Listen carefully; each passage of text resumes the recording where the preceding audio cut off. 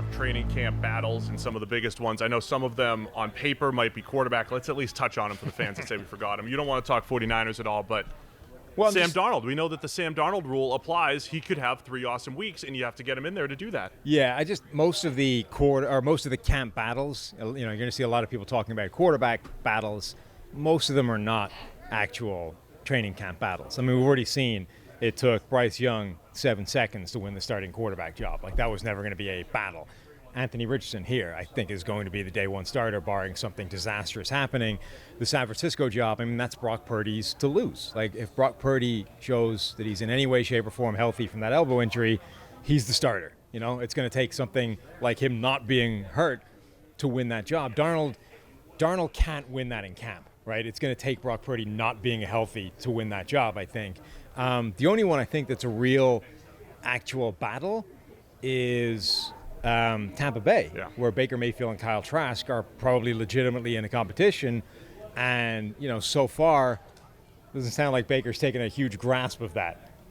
Yeah, that'll be an interesting one because we saw Kyle Trask as a good college player gets drafted late second round. He was the guy that the Bucs drafted, think about the future with Tom Brady, not to go completely all in, to at least have someone, but last couple preseasons, there was like a little bit of improvement last year, but Trask wasn't great when we've seen him in preseason action. And with Baker Mayfield, we've talked about him plenty on this show. Who knows what to project? Yeah. We were on this field a couple of years ago, 2019. They were in for joint practices. Baker was coming off of an excellent rookie season. We're thinking, hey, it's going to be a big year too, and it wasn't. He's been this roller coaster even last year when he was bouncing around with the Panthers and Rams. That one feels like they would like Baker Mayfield to win that job, but it's eminently possible that his performance in training camp, gives the job to Kyle Trask. One more I want to throw out there. Our friend Greg Rosenthal, friend of the show, had a tweet yesterday.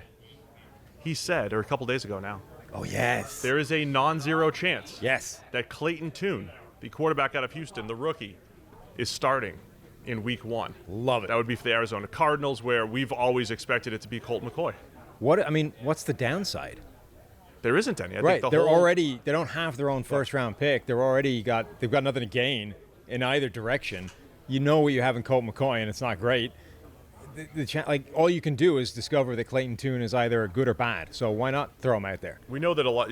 When you're at camp and everything, and you see it. Everybody's working hard. They're trying to have a great season. But behind closed doors, when you're really building a team and you're talking about Arizona and you don't have Kyler Murray for X amount of time, you should be looking to what is the future, right? Who's going to be a part of the future, and can you get something out of Clayton Tune? I think it'd be interesting if he's ready to go week 1, being the starter in Arizona.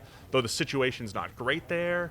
So I don't know if we'll learn much about Clayton at all. But the only way it hurts is if Clayton Tune actually really balls out and takes you away from the top of the draft, with your draft pick getting worse. But that offsets itself by the fact that maybe you actually found something in Clayton Tune, and now you can potentially roll with Kyler Murray for the future, knowing that you have some kind of insurance plan in Clayton Tune already there, and you don't necessarily need to go after Caleb Williams or Drake May, whoever it is at the top of that draft, who you just made it slightly harder to get by winning more games than you were supposed to. So if I'm Arizona, I really don't see a downside to throwing him out there right away and just letting him play the season.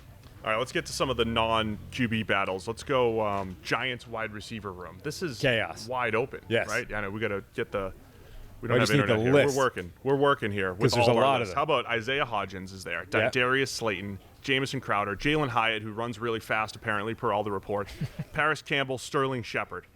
Just some of the names in Giants camp. Richie Wan'Dale James Robinson is out.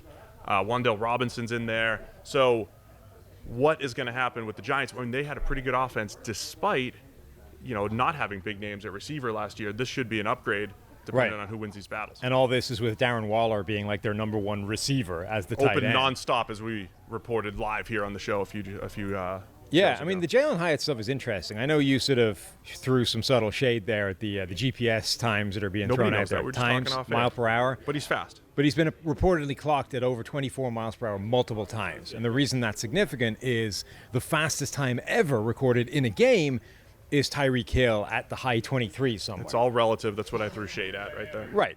So, at the very minimum, the numbers coming out here are saying he's fast as hell. And this was a guy that looked fast as hell, from his college tape, and then ran a reasonably surprising 4.4 flat. But if he's able to go out there and absolutely torch NFL players with that kind of speed, that is significant. Coming out of that Tennessee offense, it was a really difficult projection for anybody basically in that system. There was a reason he got drafted where he did.